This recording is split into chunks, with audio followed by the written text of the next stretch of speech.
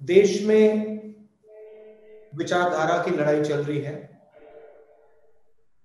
एक तरफ RSS BJP की विचारधारा और दूसरी तरफ कांग्रेस पार्टी की विचारधारा। पार्टियां बहुत हैं, विपक्ष में पार्टियां हैं, मगर विचारधारा की जो लड़ाई हो रही है वो बीजेपी और आरएसएस और कांग्रेस की विचारधारा के बीच में लड़ाई हो रही है। कांग्रेस की विचारधारा, कॉन्स्टिट्यूशन की विचारधारा, देश को जोड़ने की विचारधारा, सबको एक साथ लेने की विचारधारा, जो हमारा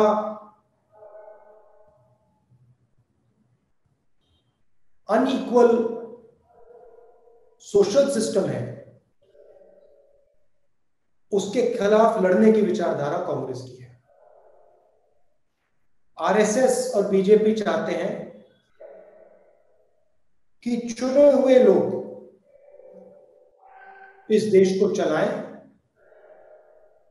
पूरा का पूरा धन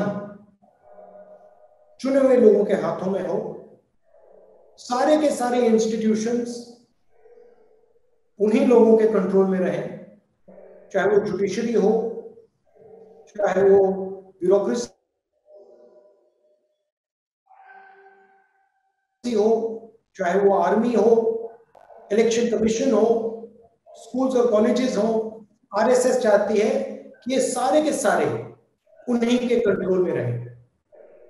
हम चाहते हैं कि ये जो हमारे इंस्टीट्यूशंस हैं, ये जो हमारा देश है, ये सबका है, हर जात का है, हर धर्म का है, और सब लोगों को इस देश में रक्षा मिलनी चाहिए,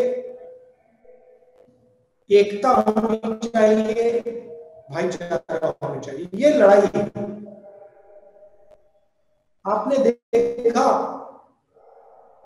मणिपुर में क्या हुआ और क्या हो रहा है, और आपको आश्चर्य होगा कि प्रधानमंत्री जी ने मणिपुर के बारे में एक शब्द नहीं कहा।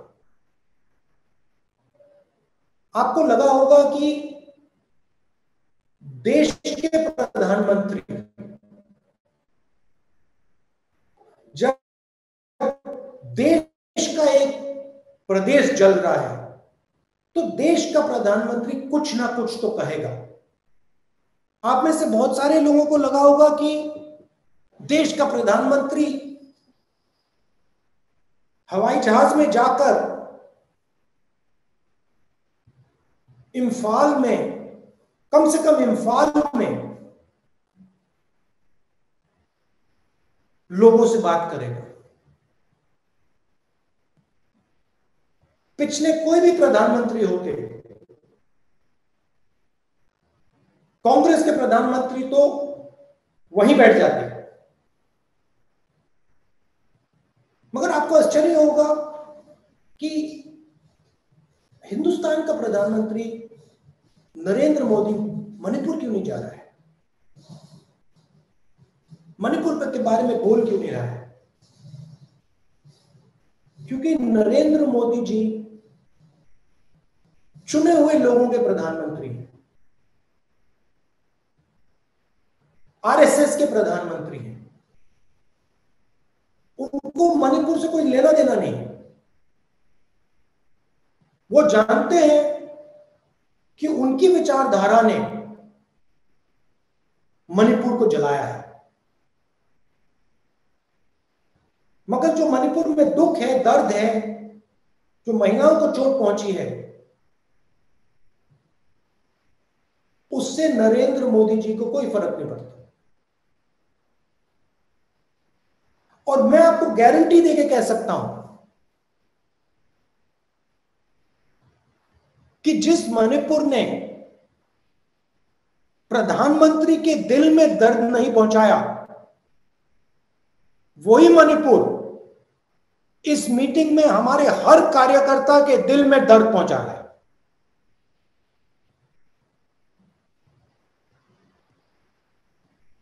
कि आपको लग रहा है हर यूथ कांग्रेस के कार्यकर्ता को लग रहा है कि भाई हमारे देश में लोगों को चोट लग रही है, लोगों को दुख हो रहा है, हमें उनके साथ खड़ा होना चाहिए, मणिपुर में जाके खड़े होना चाहिए। अगर मणिपुर में नहीं जा सके तो जहां हम खड़े हैं, हमारे दिल में जो दर्द है, जो हमारी भावना है उनके लिए,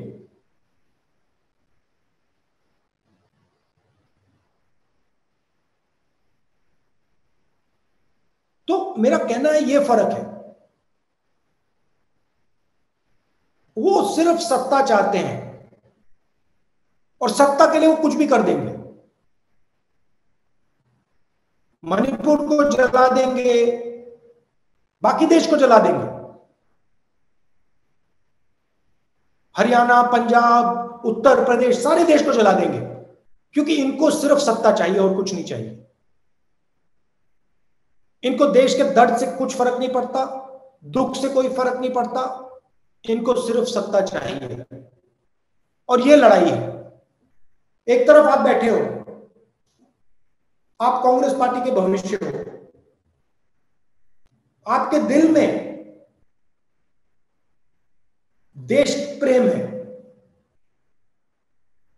जब देश को चोट लगती है, कहीं भी हो, मणिपुर में हो, तमिलनाडु में हो, जम्मू कश्मीर में हो, उत्तर प्रदेश में हो, कहीं भी हो, जब देश को चोट लगती है, देश के किसी नागरिक को चोट लगती है, चाहे वो हिंदू हो, मुसलमान हो, सिख हो, ईसाई हो, तमिल बोलता हो, बंगाली बोलता हो, आपके दिल में चोट लगेगी एकदम। आप उदास होगे, आपको पता भी नहीं लगेगा मूड क्यों खराब हो गया, मगर उनके दिल में ऐसी कोई बात नहीं है। आरएसएस के लोगों को, बीजेपी के लोगों को कोई दर्द नहीं हो रहा, कोई दुख नहीं है उनके दिल में, क्योंकि हिंदुस्तान को बांटने का काम यही करते हैं और सदियों से करे आ रहे हैं। तो ये आपकी लड़ाई है और रास्ता भी बिल्कुल क्लियर है। भारत जोड़ो यात्रा ने दिखाया, जनता के बीच में जाइए,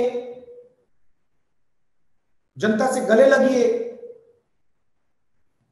थोड़ा कष्ट उठाइए, थोड़ा दर्द सहिए,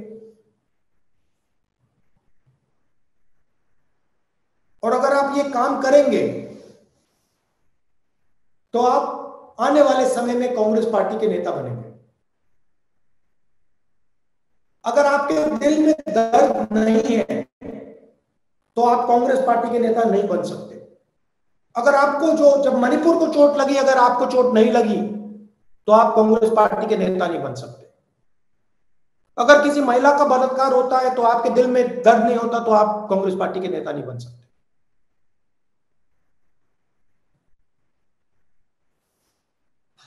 तो जो आपके दिल में जो दर्द होता है, उसका कारण आपकी देशभक्ति है कि आप अपने देश से प्यार करते हो।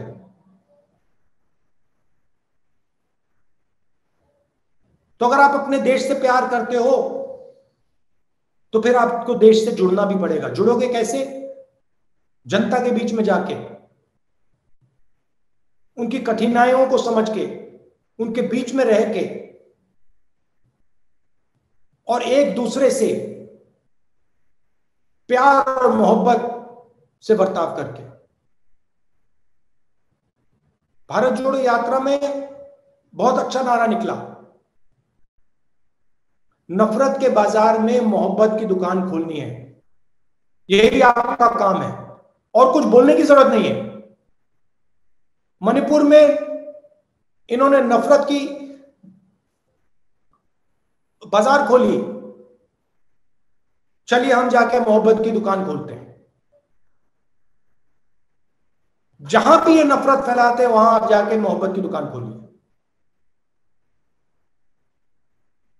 और देखिए, मजे की बात देखिए, ऑपोजिशन अलायंस ने बहुत सुंदर नाम चुना।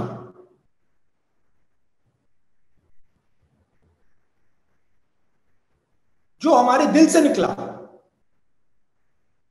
इंडिया।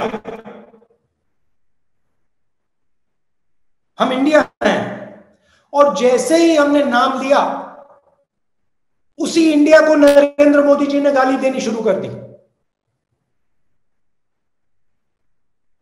उन्होंने यह भी नहीं सोचा कि मैं इस पवित्र शब्द हिंदुस्तान को गाली दे रहा हूं। इतना घमंड है, इतना अहंकार है। तो आप जाइए, मोहब्बत की दुकानें खोलिए, और इस सिर्फ जनता के बीच में नहीं, सिर्फ मणिपुर में नहीं, अपने घर में भाई के साथ, बहन के साथ, माता पिता के साथ, अपने कॉलीग्स के साथ, यूथ कांग्रेस की टीम के साथ आप मोहब्बत फैलाइए, उनको नफरत फैलाने दीजिए। मुश्किल समय है, बीजेपी की सरकार है, आप पे आक्रमण करते हैं, डरो मत, खड़े हो जाओ, पीछे मत हटो। मैं आप सबको कांग्रेस पार्टी की विचारधारा की रक्षा करने के लिए बधाई देता हूं,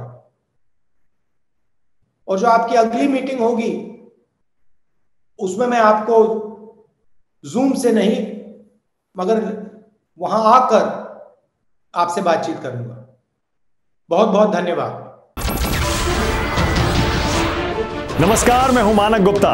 अगर आपको हमारा ये वीडियो पसंद आया हो तो इसे लाइक और शेयर जरूर करें, और हां, हमें सब्सक्राइब और फॉलो करना ना भूलें, ताकि आप देश और दुनिया की कोई खबर मिस ना करें। तो जुड़े रहिए हमारे साथ और देखते रहिए News 24।